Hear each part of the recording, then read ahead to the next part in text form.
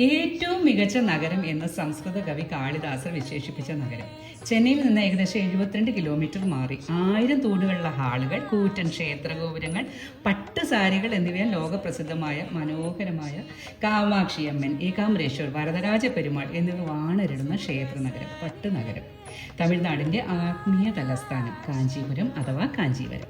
18 ശക്തിപീഠങ്ങളിൽ ഒന്ന്. ഒറീസയിലെ ജാജ്പൂരിൽ ആദിപരാശക്തിയുടെ അംശമായ സതീദേവിയുടെ നാഭിഭാഗമാണ് വധിച്ചെങ്കിൽ ഇവിടെ ദേവിയുടെ നാഭി വധിച്ച സ്ഥലം. തൻ്റെ ഭക്തൻ്റെ സകല അഭീഷ്ടങ്ങളും തൻ്റെ ചെറിയ ഒരു നോട്ടം കൊണ്ട് സാധിപ്പിച്ചു കൊടുക്കുന്നവൾ കാമാക്ഷി, ശക്തി ഉപാസകരുടെ പുണ്യസ്ഥലം. സപ്തമോക്ഷപുരികളിൽ ഒന്ന്. 5 ഏക്കറുള്ള സ്ഥലത്തായി സ്ഥാപിക്കപ്പെട്ട മഹാക്ഷേത്രം, ചെമ്പകക്കാടുകളുടെ ഇടം. ഇവിടെ ദേവന്മാർ തത്തകളുടെ രൂപമെടുത്ത് ആദിപരാശക്തിയെ ഉപാസിച്ചിരുന്നു അത്രേ.